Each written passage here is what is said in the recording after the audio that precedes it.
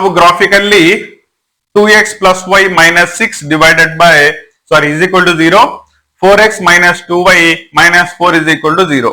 ఓకేనా? Pair of linear equations, దీని నుంచి ఒక గ్రాఫ్ అయితే కంపల్సరీ వస్తుంది.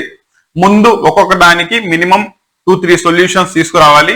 దట్ ఈస్ నీ గ్రాఫ్ లో డ్రా చేయాలంటే ముందు కోఆర్డినేట్ పాయింట్స్ ఉండాలి కదా, వాటిల్ని మనం సొల్యూషన్స్ అంటాం. వాటిల్ని ముందు డ్రా చేసిన తర్వాత దాన్ని తీసుకెళ్లి గ్రాఫికల్లీ రిప్రజెంట్ చేద్దాం. ఓకేనా? నౌ దీని యొక్క సొల్యూషన్స్ ఎలా చేసి రావాలి అనేది దాని యొక్క సొల్యూషన్ బాక్స్ యొక్క కన్స్ట్రక్షన్ చూసుకో. ముందు x values, y values, x values మనం తీసుకుంటాం, వై వాల్యూస్ ఈక్వేషన్ లో సబ్స్టిట్యూట్ చేసి తీసుకొస్తాం. ఓకేనా?